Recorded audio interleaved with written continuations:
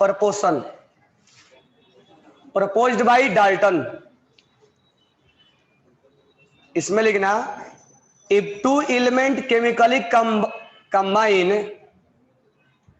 if two element chemically combine, कितना element उसको नीचे अंडरलाइन कर लेना, टू एलिमेंट केमिकली कंबाइन, दो ही एलिमेंट केमिकली कंबाइन होगा, कंबाइन टू गिव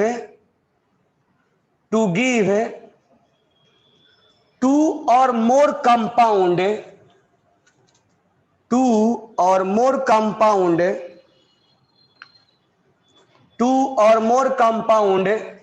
दो या दो से ज्यादा कंपाउंड मिलेंगे हमें।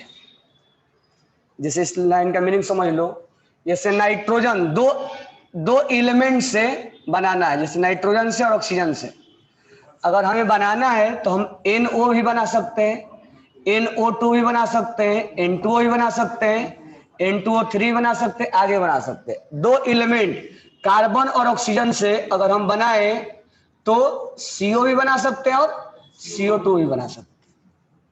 तो वही ये बोल रहा है कि दो एलिमेंट से दो से अधिक कंपाउंड का फॉर्मेशन किया जा रहा है। जैसे ऐसा स्टेटमेंट मिले सोच लेना वो लॉ ऑफ मल्टीपल है, आगे पढ़ने को जरूरत भी नहीं है, मतलब इतना क्लू है आंसर निकालने के लिए। अब आगे लिखना, then the weight of one element, then the weight of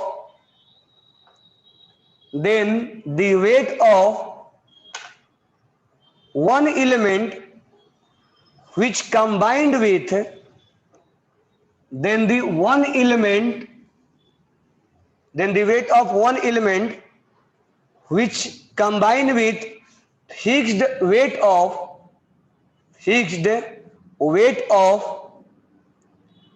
other element,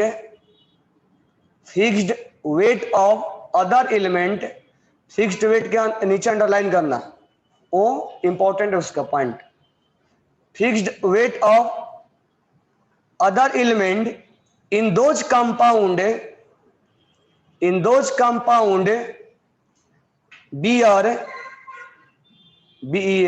bear a simple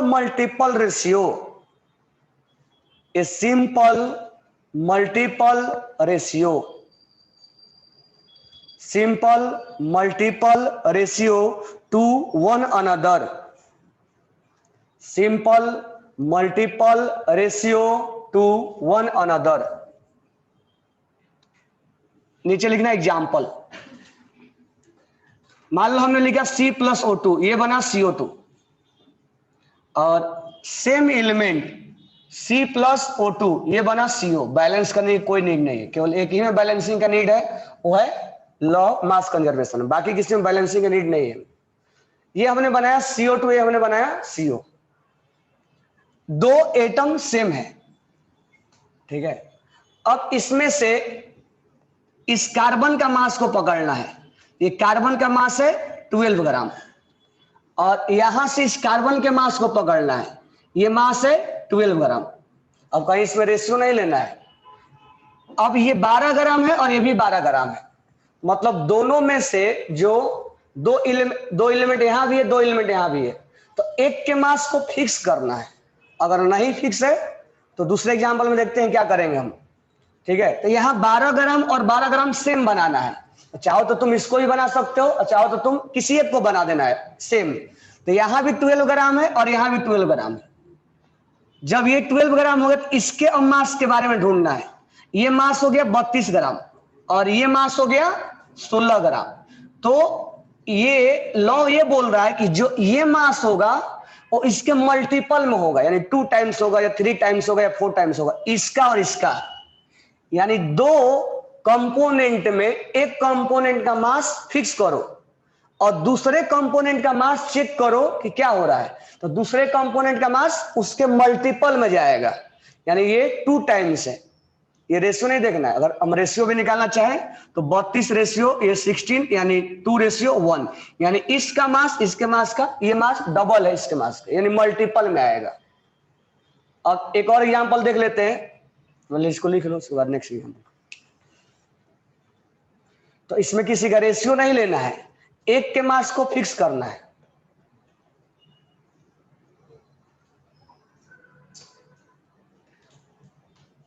एक के मास को फिक्स करना है, कोई जरूरी नहीं कि पहला का ही मास हम फिक्स करें।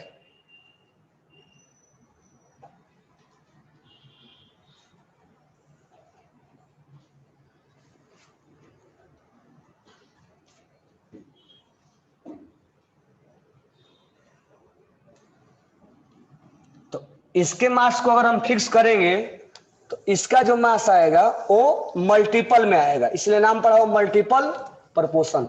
इधर इसका मास प्रपोर्शन में है, एक 2 टाइम्स है। चलो अब हम ऐसे चेक कर लेते हैं, दूसरे टाइप से चेक करो। इसके मास को फिक्स करो तो ये 32 ग्राम है, कितना है? अब ये 32 है, इसमें 2 से क्या कर दो, इसको हमने फिक्स कर दिया तो ये कितना होगा, ये भी 2 से मल्टीप्लाई होगा ना, ये हुआ तो ये कितना हो जाएगा। तो जब हमने इसको फिक्स किया तो ये इसके डबल में है, यानी वो मल्टीपल प्रोपोर्शन में आएगा। नेक्स्ट एग्जांपल लिखना, when nitrogen and oxygen combine, when nitrogen and oxygen combine,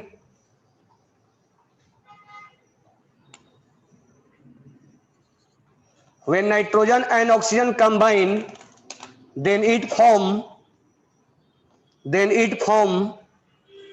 N2O, then it form N2O,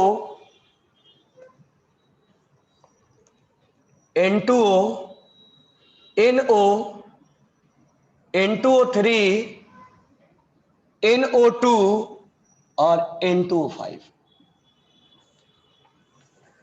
तो इतना ही क्लू से हमें समझ में आ जाएगा कि वो क्या बोल रहा है। अब इसमें हमने नाइट्रोजन और ऑक्सीजन को मिला के हम अलग अलग एलिमेंट्स बना रहे हैं, तो किसी एक का मास फिक्स कर देते हैं। चलो नाइट्रोजन यहाँ कितना है, 28 ग्राम है।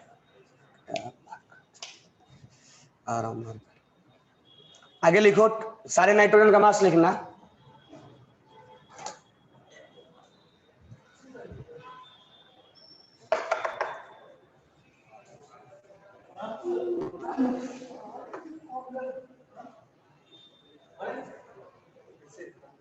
दोनों भरे, चल नहीं रहा ना, भरा है मैंने, दोनों नहीं चल रहा। एक में भरा है मैंने, वो चल नहीं रहा है। इसमें भर के रखा है लेकिन चल नहीं रहा है।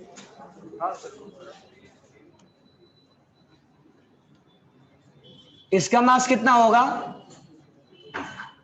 ये कितना होगा, इसका मास, इसका मास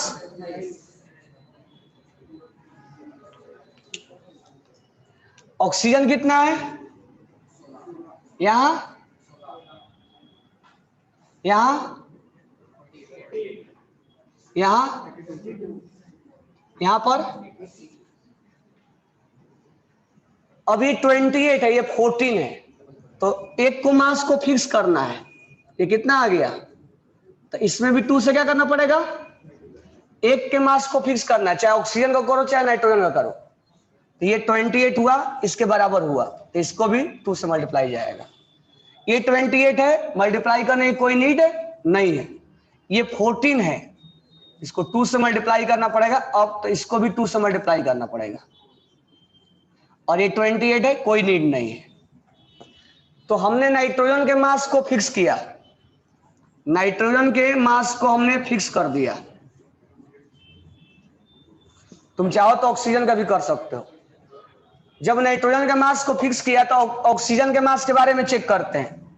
ये 16 है, ये 32 है, ये 48 है, ये 64 है, ये 80 है। ये इसके 2 टाइम्स, ये 3 टाइम्स, 4 टाइम्स, 5 टाइम्स। चल नहीं रहा है ना, नया नया देखिए नया।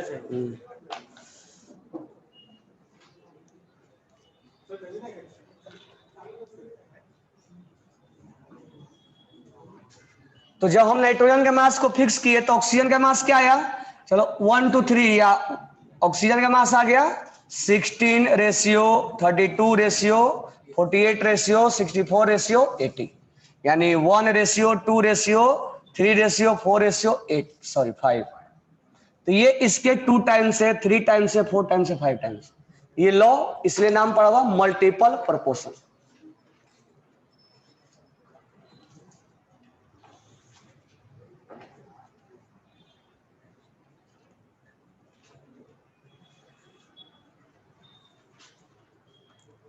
नेक्स्ट लिखना लॉ ऑफ रेसिप्रोकल प्रोपोर्शन।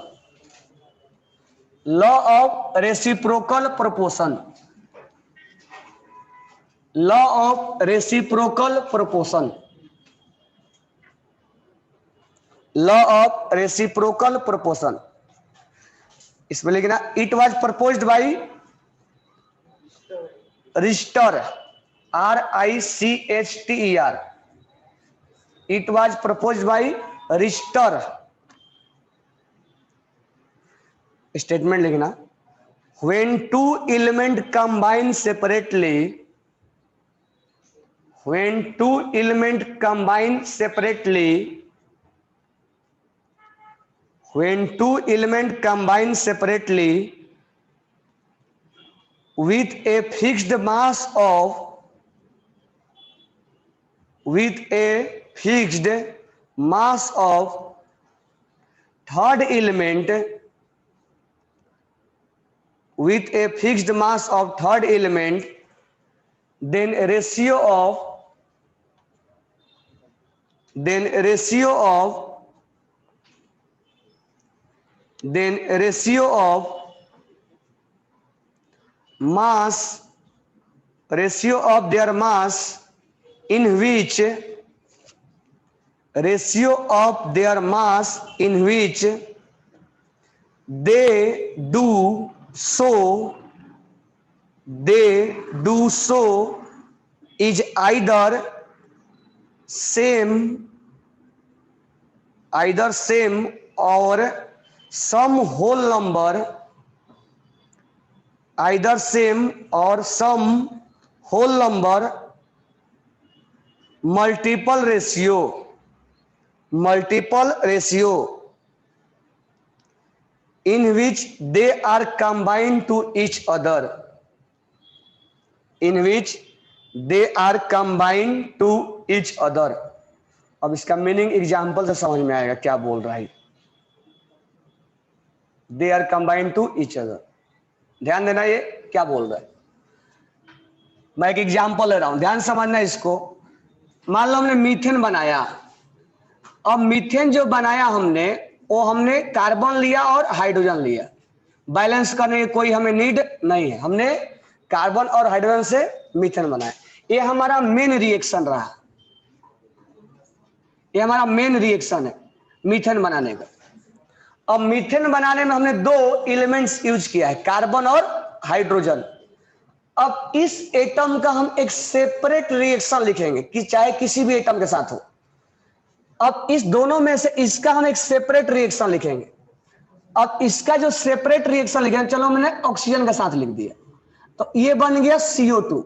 तो ये सब रिएक्शन है, एक हमें मेन रिएक्शन को चुनना होगा और ये उसका सब रिएक्शन है, मतलब उसका पार्ट है, जो इसका एक कंपोनेंट है वो किसी तीसरे के साथ वो कंबाइंड हुआ है, थर्ड के साथ वो कंबाइंड हुआ है।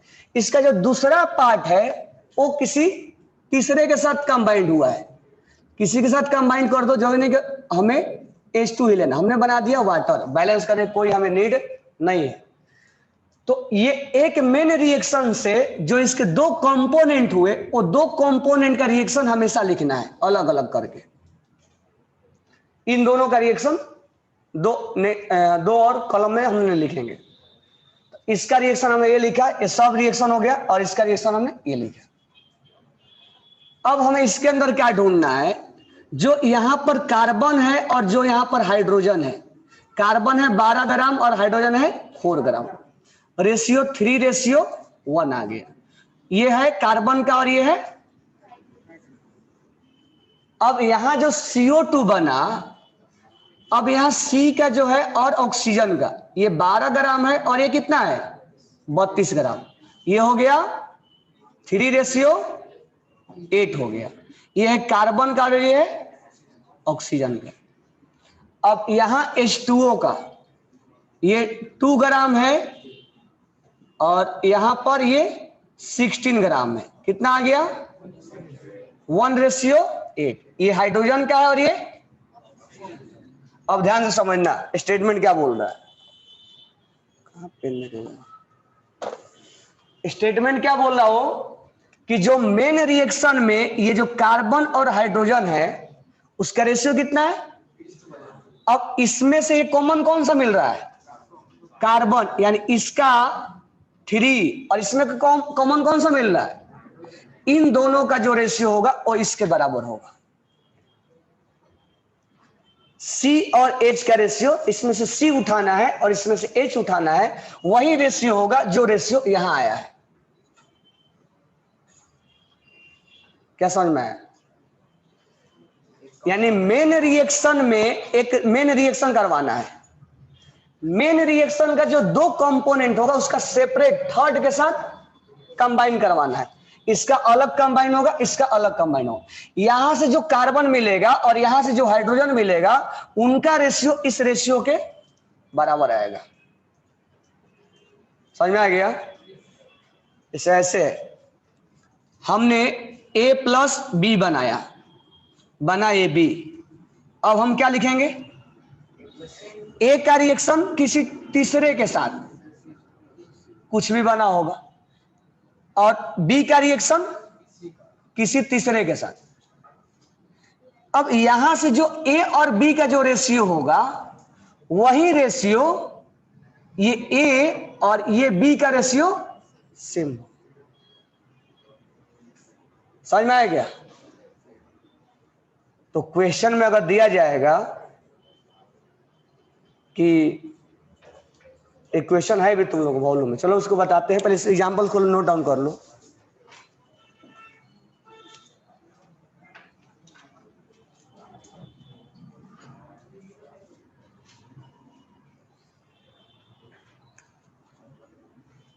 अब इस जो एग्जांपल है उसको ऐसे ट्रायंगल बना कर दिया जाता है। यहां लिख दिया जाएगा C और यहां लिख दिया जाएगा H और यहां लिख दिया जाएगा O। तो ये बन गया CH4। ये हमारा मेन रिएक्शन है।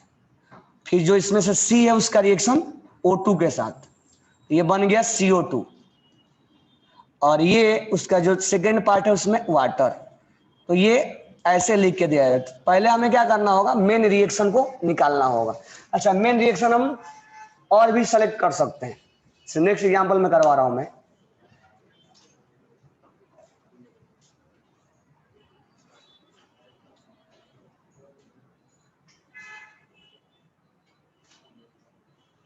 ये लॉ कब आया था? 1700 शताब्दी के आसपास, जब इलेक्ट्रॉन, प्रोटॉन, न्यूट्रॉन्स के बारे में सर्च नहीं था तब रिएक्शन के बारे में ऐसा आइडिया लगाया जाता था, एक रिएक्शन ऐसे करवाया जाएगा। उसके बाद इसीलिए हाँ मास रेशियो के बेसिस पे सब देखा जाता था। ये उस समय का लॉ था जब इलेक्ट्रॉन, प्रोटॉन, न्यूट्रॉन के बारे में लोग जानते भी नहीं थे। ये लिख लिए क्या? अब नेक्स्ट एग्जांपल करते हैं वॉल्यूम का।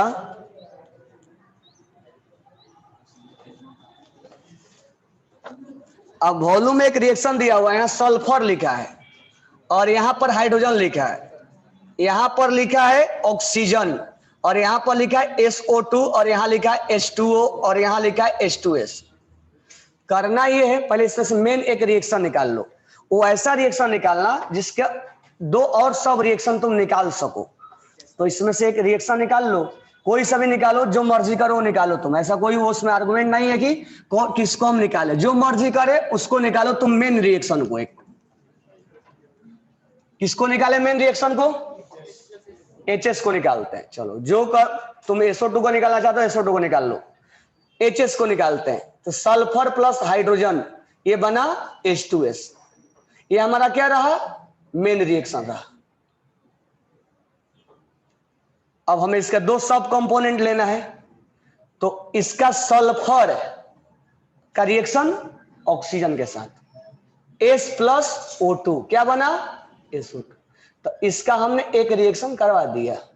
अब हाइड्रोजन का रिएक्शन करवाना है तो हाइड्रोजन का रिएक्शन करवा दो ऑक्सीजन के साथ, ये बन गया H2O। बैलेंस करने की कोई नीड नहीं है। जब इतना हो गया तो हम अब देखेंगे इसमें कि यहां जो हाइड्रोजन और सल्फर है, हाइड्रोजन और सल्फर ये 2 ग्राम है और ये 32 ग्राम है, इतना ही रहने दो। यहां जो सल्फर है वो है सल्फर और ये ऑक्सीजन, ये 32 है, ये 32 है। यहां पर हाइड्रोजन और ऑक्सीजन ये 2 है और ये 16 है। अब यहां जो रेशियो आया H2S का, H और S का, वही यहां पर आएगा सल्फर का, यहां आया है वही सल्फर का यहां आया है और वही यहां पर ये आया है।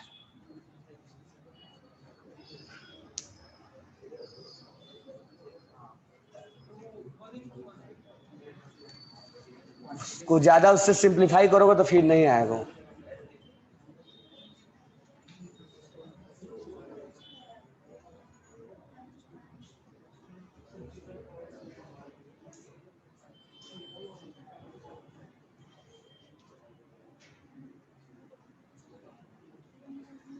नेक्स्ट लिखना, समझ में आ गया ना?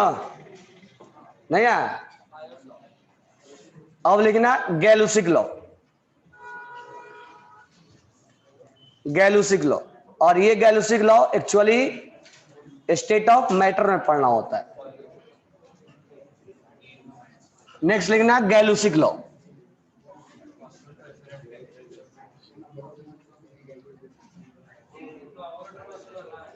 तो पहले समझ लो, उसके बाद हम बात करेंगे। पीवी इक्वल टू एनआईटी आता है तुम लोगों को? पीवी इक्वल टू एनआईटी सुने, क्योंकि उस पर ही समझ में आएगा।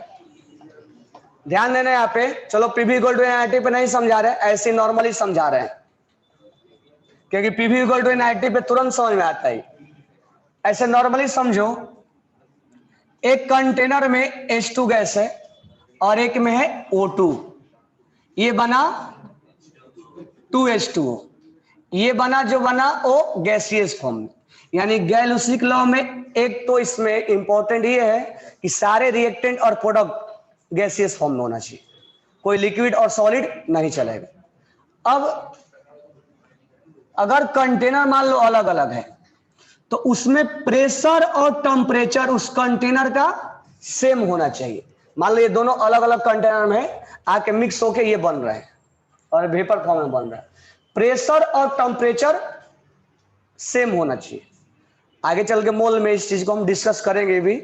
अब यहां पर हम 2 बातें बोल सकते हैं। पहले हम दूसरे तरीके से समझा रहे हैं, अब मोल से हम रिलेट कर रहे हैं, एक रिएक्शन मोल की तरह हम पढ़ रहे हैं।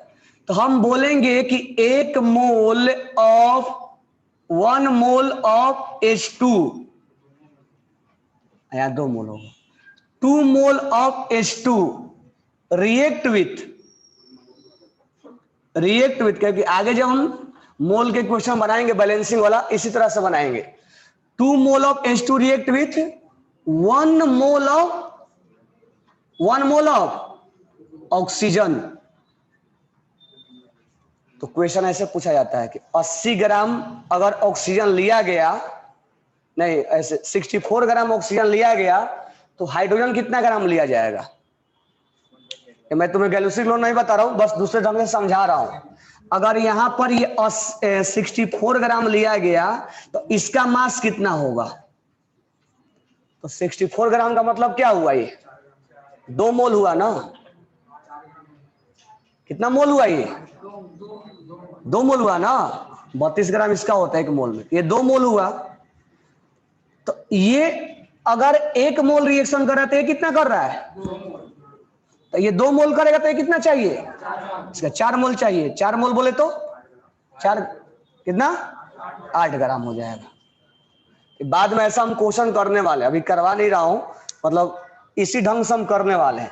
तो 2 mole of H2 react with 1 mole of O2 equal to कितना मोल प्रोडक्ट बना? अब हमने बोला कि 64 ग्राम हमने O2 लिया, तो बताओ वाटर कितना मोल बना, कितना ग्राम बना होगा? तो ये 1 मोल से कितना मोल बन रहा है? ये कोएफिशिएंट को मोल बोलते जाएंगे। 1 मोल से कितना मोल बन रहा है? तो 64 ग्राम का मतलब कितना लिया हमने? 2 मोल। तो ये कितना मोल बनेगा? 1 मोल से 2 मोल, तो 2 मोल से ये बाद में हम मोल मोल एनालिसिस, वॉल्यूम वॉल्यूम एनालिसिस करने वाले हैं इसी ढंग से। लिमिटिंग और एक्सेस तुरंत स्टार्ट करेंगे 2-3 लेक्चर के बाद। तो यहां पर हम 1 mole of O2 equal to 2 mole of H2, ये हमने ऐसे लिख सकते हैं। और यही एनालिसिस करके हम निकालते हैं कि कौन कितना मोल या कितना ग्राम बना। इसको बोला जाता है मोल मोल एनालिसिस। आगे हम पढ़ेंगे इसको। अब ऐसा बोला जाता है कि ये मोल में नहीं बोल के, अगर क्या होता है पीवी इक्वल टू एनआईटी में, पीवी इक्वल टू होता है NIT, pressure volume number of mole gas constant temperature. जब ये दोनों चीजें फिक्स है तो भी, और ये तो गैस कांस्टेंट है, पीवी इक्वल टू होता है एनआईटी, प्रेशर वॉल्यूम, एक कंटेनर का प्रेशर है, वॉल्यूम है, नंबर ऑफ मोल है, गैस कांस्टेंट है और टेम्परेचर है। जब ये दोनों फिक्स है तो जो कांस्टेंट है उसको एक साइड लेके आओ, जो कांस्टेंट है उसको एक साइड लेके आओ। कौन कौन कांस्टेंट हो गया, कौन कौन फिक्स हो गया? पी और टी। तो पी अपॉन आर टी, ये गैस कांस्टेंट है, ये भी फिक्स है। क्या क्या वेरिएबल है? एन और आर, एन और भी, यानी इक्वल टू कांस्टेंट, ये वैल्यू कांस्टेंट आएगा क्योंकि फिक्स है ये। यानी कहने का मतलब, मैं सिंपली ये समझा रहा हूं, नेक्स्ट टॉपिक में इसको और अच्छे से समझाएंगे कि जो रिलेशन मोल में आता है वही रिलेशन वॉल्यूम में आता है। यानी जहां तुम 2 मोल बोल रहे हो वहां पर 2 ml बोल सकते हो, या 2 लीटर बोल सकते हो, या 2 वॉल्यूम बोल सकते हो। 2 ml of H2 react with 1 ml of O2 react with form with 2 ml of H2। यानी जो रिलेशन तुम मोल में बोल सकते हो वही रिलेशन हम ml में बोल सकते हैं। तो इसको मोल मोल एनालिसिस बोलते हैं और इसको वॉल्यूम वॉल्यूम एनालिसिस बोला जाता है। या हम इसको जगह पे लीटर भी ले सकते हैं। 2 litre of H2 react with 1 litre of O2 react with form 2 litre of H2। इसी को बोला जाता है गैलोसिक लॉ। ये मोल मोल का रिलेशन है और ये वॉल्यूम वॉल्यूम का रिलेशन है। अभी थोड़ा सा नहीं समझ में आएगा कि मोल का रिलेशन वॉल्यूम से कैसे इक्वल हो गया, तो बाद में जब स्टेट ऑफ मैटर पढ़ाएंगे तब बताएंगे कि जहां मोल बोल रहे हैं वहां वॉल्यूम भी बोलेंगे, या जब वॉल्यूम वॉल्यूम एनालिसिस पढ़ाएंगे तो और जब न्यूमेरिकल्स बनाएंगे तो क्लियर होता चला जाएगा। तो जहां पर हम मोल का एनालिसिस बोल रहे हैं वहां पर वॉल्यूम का एनालिसिस बोल रहे हैं, उसी को बोलते हैं गैलोसिक लॉ। तो गैलोसिक लॉ का स्टेटमेंट लिख लेना, गैलोसिक लॉ का स्टेटमेंट लिखना, gases combine in simple whole number ratio, मतलब सिंपल होल नंबर रेशियो बोले तो ये इसको बैलेंस किया गया है, बिना बैलेंसिंग हम बात नहीं करेंगे। Simple whole number ratio of their volume under similar condition of temperature and pressure। यानी जितने भी कंटेनर लिया गया है उस कंटेनर का टेम्परेचर और प्रेशर इक्वल है। ये टॉपिक और स्टेट ऑफ मैटर पढ़ लेते हो तो लगता है आधा फिजिकल पढ़ लेते हो, तो दोनों में सारा चीजें कंबाइन हो जाता है। आगे लिखना, if product are also gas,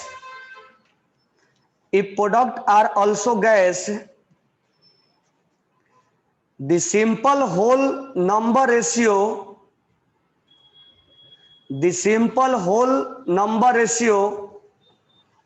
also extends to the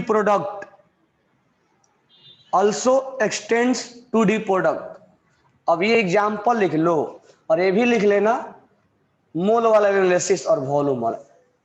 कुल मिला के इस लॉ को स्टेटमेंट से नहीं सोचना है, जो रिलेशन मोल का होगा वही रिलेशन वॉल्यूम का होगा, उसी को हम गैलोसिक लॉ के नाम से जानते हैं। अब ये पीवी इक्वल टू एनआईटी में समझाएंगे कैसे ये हो रहा है। एग्जाम्पल लिख लेना।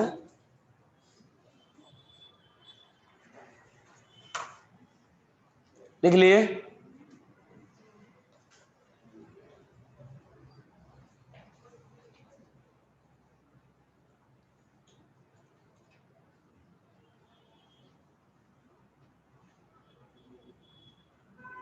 मोल कॉन्सेप्ट से अच्छे से क्वेश्चन बनता है।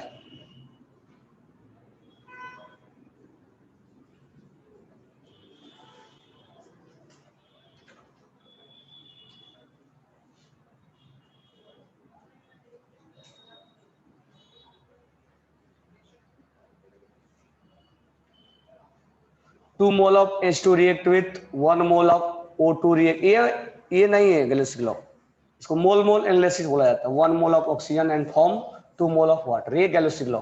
एमएल में जब हम बात करने लगते हैं तो गैलिलिक लॉ है। नेक्स्ट लिखना एवोगाड्रो लॉ। नेक्स्ट है एवोगाड्रो लॉ।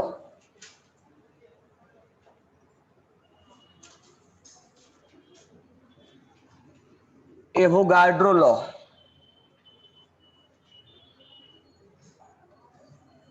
लिख लिए?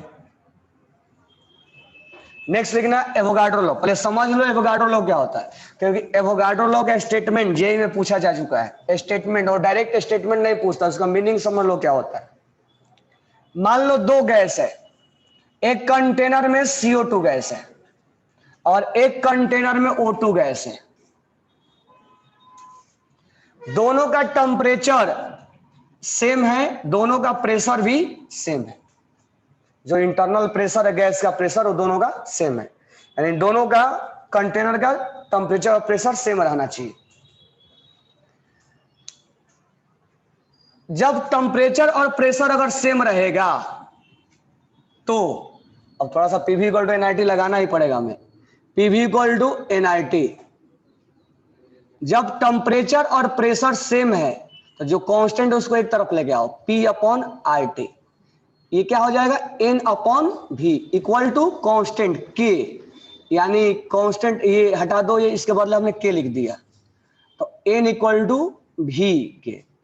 यानी अगर किसी कंटेनर का टेम्परेचर और प्रेशर सेम रहेगा तो उसका मोल क्या आएगा, मोल ऑफ CO2। जितना मोल ये होल्ड करेगा उतना ही मोल ऑफ O2 होगा। यानी जितना मोल ये होल्ड करेगा उतना ही मोल ये होल्ड करेगा। जितना वॉल्यूम यहां होगा उतना ही वॉल्यूम यहां होगा, यानी volume of CO2 equal to volume of O2। यानी अगर दो अलग अलग गैस अलग अलग कंटेनर में है, एक कंडीशन है उसका कि दोनों का टेम्परेचर और प्रेशर क्या हो, सेम हो। तो जब टेम्परेचर और प्रेशर सेम होगा तो यहां पर CO2 का मोल और यहां O2 का मोल क्या आएगा, सेम आएगा। नेक्स्ट जो टॉपिक पढ़ेंगे उसमें क्लियरिटी और आ जाएगा कैसे सेम आता है। अभी बस मान लेना है कि सेम आएगा। वॉल्यूम जो है यहां और यहां वो सेम आएगा, वॉल्यूम जो आएगा वो सेम आएगा। तो मोल सेम आएगा तो मॉलिक्यूल्स, मान लो यहां आ गया 5 मोल, तो यहां पर मोल कितना आएगा, 5 मोल ही आएगा। तो 5 मोल है तो CO2 के मॉलिक्यूल्स कितने होंगे, 5 मोल हमें CO2 मिला, 5 मोल CO2 मिला और 5 मोल हमें मिला O2। तो इसमें मॉलिक्यूल्स कितना होगा, 5 इंटू Na। अभी तो पढ़े नहीं लेकिन पढ़ेंगे, 5 इंटू Na मॉलिक्यूल्स हो जाएगा, होगा ना। इसमें मॉलिक्यूल्स कितना होगा, 5 इंटू Na मॉलिक्यूल्स होगा, यानी मॉलिक्यूल्स भी क्या आया। अब इसके अंदर 5 Na मॉलिक्यूल्स, एटम कितना होगा, एक के अंदर 3 है, एक के अंदर 3 है, तो 5 Na के अंदर 5 Na इंटू 3 यानी 15 Na। आगे भी इसको समझेंगे। और ये क्या आएगा, स्टेटमेंट में ये था अब ध्यान से समझना स्टेटमेंट कि अगर दो कंटेनर है, अलग अलग गैस है, लेकिन टेम्परेचर और प्रेशर अगर सेम है तो ऑप्शन में था मोल विल बी सेम, सही है गलत है? Volume will B same, molecules will be same, atom will be same. Molecule same होगा, एटम सेम नहीं होगा। कब होगा? जब इसका एटॉमिसिटी सेम। तो यानी फाइनल कंक्लूजन हमारा ये निकला डाल्टन्स लॉ का कि अगर टू गैसेज, अलग अलग gases, two gases, two gas same pressure पे और टेम्परेचर पर है तो पहला नंबर ऑफ दोनों कंटेनर का मोल क्या होगा? सेम होगा। मोल सेम होगा तो वॉल्यूम भी सेम होगा। हम आगे प्रूफ भी कर देंगे इसको। वॉल्यूम भी क्या होगा? सेम होगा। दोनों कंटेनर का वॉल्यूम सेम होगा। मोल सेम होगा तो मॉलिक्यूल सेम होगा। मॉलिक्यूल सेम होगा लेकिन एटम अलग अलग होगा।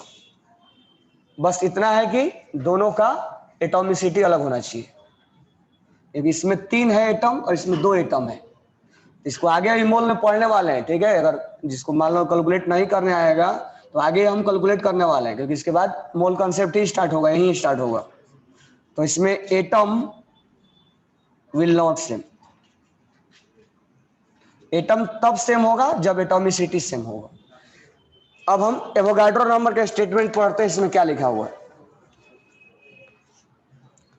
Equal volume of all gas under the same condition temperature and pressure. उल्टा बोलो, if two container have same temperature and pressure then their volume will be equal और their mole will be equal. Contain equal number of mole, और उसको देखो वहीं derive करवाया इसने V1/N1।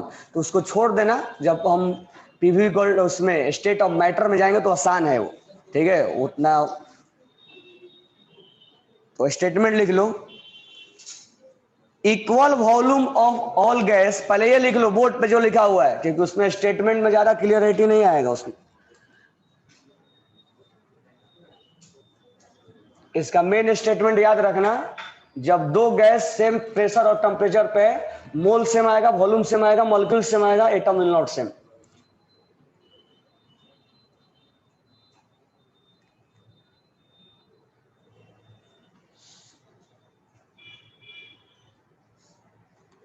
और ये धीरे धीरे जब हम बनाते चले जाएंगे आगे ना, तो और क्लियरिटी आता चला जाएगा।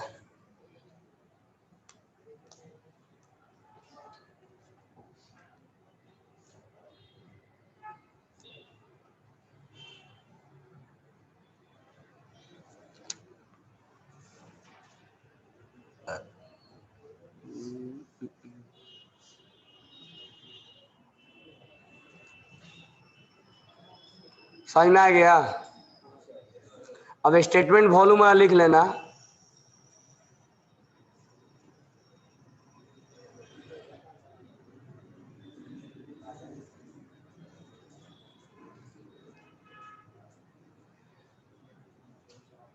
यहां से लिखा है equal volume of all gas under same condition of temperature and pressure. अगर कंटेनर का टेम्परेचर और प्रेशर सेम रहेगा तो वॉल्यूम भी इक्वल आएगा। Contain equal number of mole and molecules. Mole भी इक्वल होगा और मॉलिक्यूल्स भी इक्वल होगा।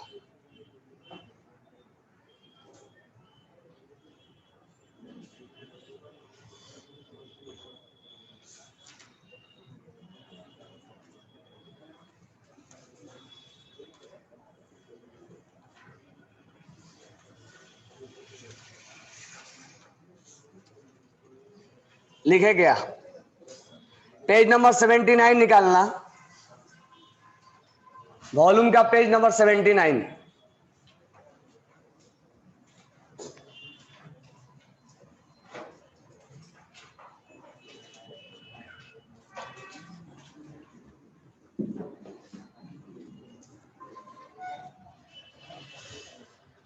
पहला क्वेश्चन नंबर 15। पढ़ना उसको। 1 पार्ट मतलब 1 ग्राम। क्वेश्चन क्या है, 1 पार्ट ऑफ एन एलिमेंट ए मतलब 1 ग्राम। ए है इसका 1 पार्ट यानी 1 ग्राम मान लेते हैं, combined with 2 part of another element B. A और बी आपस में कंबाइंड हो रहे हैं, ए और बी आपस में कंबाइंड हो रहा है। क्या बन रहा है उसके बारे में हमें नहीं मालूम।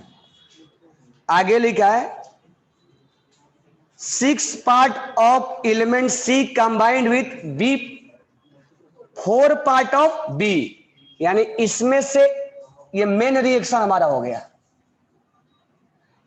इसका बी वाला सी के साथ रिएक्शन किया है और रिएक्शन ऐसे किया है, इसका 6 ग्राम है और ये 4 ग्राम है। 6 ग्राम है, इसका 4 ग्राम है। If A and C combine, अब इसका रिएक्शन तो हमने लिख दिया, अब इसका रिएक्शन यहां लिखेंगे। अब ए जो है वो किसी थर्ड के साथ कंबाइंड हो रहा है। If A and C combine together in the ratio of their weight, A और सी आपस में कंबाइन हो रहा है।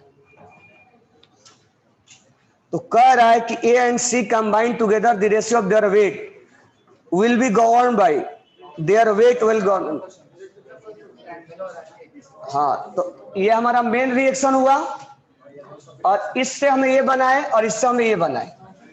तो इसका मतलब यहां जो ए और बी का रेशियो आएगा, यानी कितना आया, और यहां से ए कितना आएगा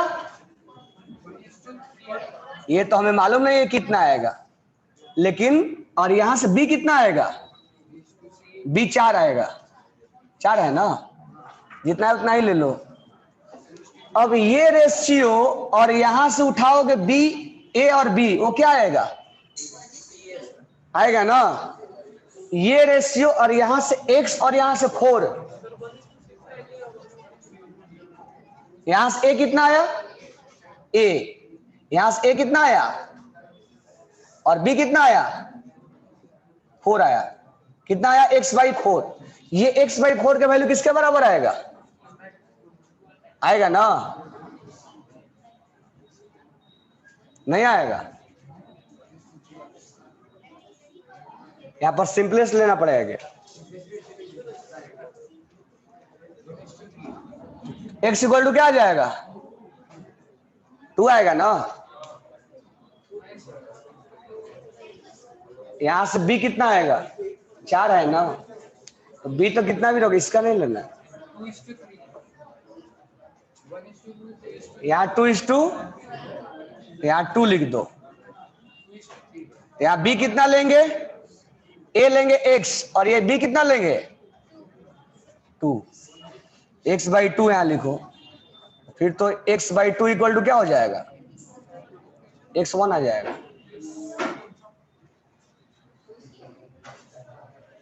कहां जा रहे हो शिवम, बुक नोटबुक निकालो अभी। हाँ, ए और सी को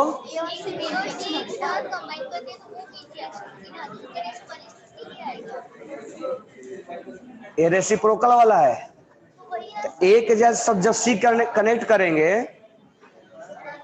ए के साथ जब सी कनेक्ट करेंगे तो जो यहां से ए बी का रेशियो मिलेगा वो यहां से ए और यहां से बी का रेशियो सेम मिलेगा। यहां से ऐसे समझो, C+H2 क्या बना, CH4, C+O2 क्या बना, और H2+O2 क्या बना। तो यहां से कार्बन और हाइड्रोजन का रेशियो, और यहां से किसको पकड़ना है, केवल कार्बन को पकड़ना है, और यहां से किसको पकड़ना है, हाइड्रोजन। इस दोनों का रेशियो इसके बराबर आएगा।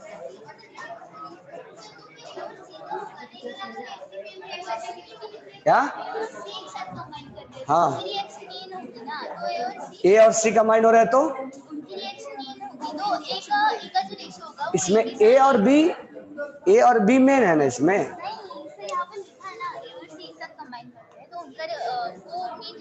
फिर वैसे कर सकते हो।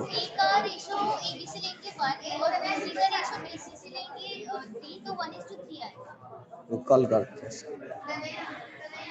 क्या?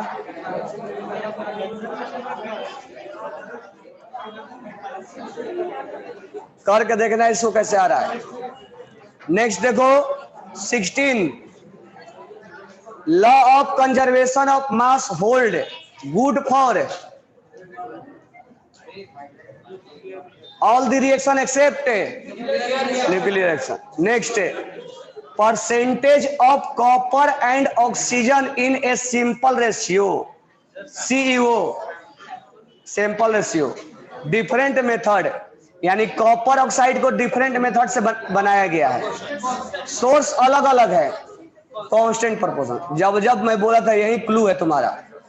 जब सोर्स अलग अलग है और कॉपर ऑक्साइड बनाने के तरीके अलग अलग हैं, तो कॉपर ऑक्सीजन का रेशियो क्या आएगा? सेम आएगा। नेक्स्ट 18, मास ऑफ नाइट्रोजन पर ग्राम इन हाइड्रोजन। हाइड्रोजन लिख लेना, हाइड्रोजन होता है NH2NH2, इसको ऐसे ही बोला जाता है N2H4। ये ऑर्गेनिक में आता है हाइड्रोजन। अब नाइट्रोजन और हाइड्रोजन को मिला के क्या बनाया गया? हाइड्रोजन बनाया गया। और उसके बाद बोला है is exactly 1/2 the mass of nitrogen compound ammonia. Nitrogen और हाइड्रोजन को मिला के क्या बनाया गया? अमोनिया। अब दो सेम एलिमेंट से अलग अलग बना रहा है, जैसे NO2 N2 वैसा है। कौन सा होगा ना? Next, chemical reaction is balance according to law. हमने तुम्हें बैलेंस केवल एक ही जगह बोला था, कौन होगा ना? ये कंजर्वेशन ऑफ मास वाला। बाकी मैंने बैलेंस करने के लिए नहीं बोला था।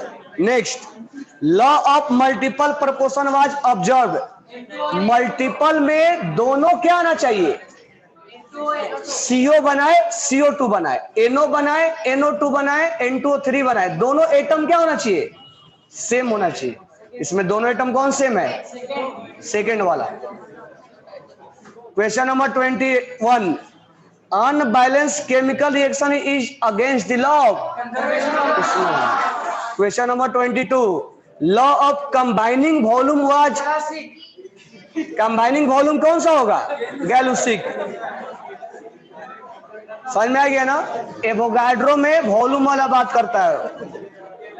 Next, total mass of reactant is always equal to total mass of product. Next 24, hydrogen, oxygen और वाटर वेपर वॉल्यूम का रेशियो है 2 ml, 1 ml और 2 ml। किस लॉ को बता रहा है? लॉ ऑफ मास को नहीं बताएगा, सबको बता रहा है क्या? आंसर क्या दिया है? वॉल्यूम से रिलेटेड है ये, कंबाइनिंग वॉल्यूम वाला है, यानी गैल्यूसिक लॉ वाला है। क्या लग रहा है अंकुश? नेक्स्ट 25 देखो, law of multiple proportion is illustrated bye 2 component SO2 और SO3। और ध्यान रखना इसमें आइसोटॉप्स नहीं चलता है, H2O और D2O नहीं चलेगा। एक हेवी वाटर दिया है तो D2O में H और वाटर में H, उसका D और इसका H नहीं चलेगा, आइसोटॉप्स के लिए वैलिड नहीं है। आगे बना के लेना लेवल 1 2, लेवल 1 2 और 3 जितना भी क्वेश्चन आएगा बना लेना। कल से मोल कॉन्सेप्ट स्टार्ट करेंगे, कल से धड़ाधड़ सब खत्म।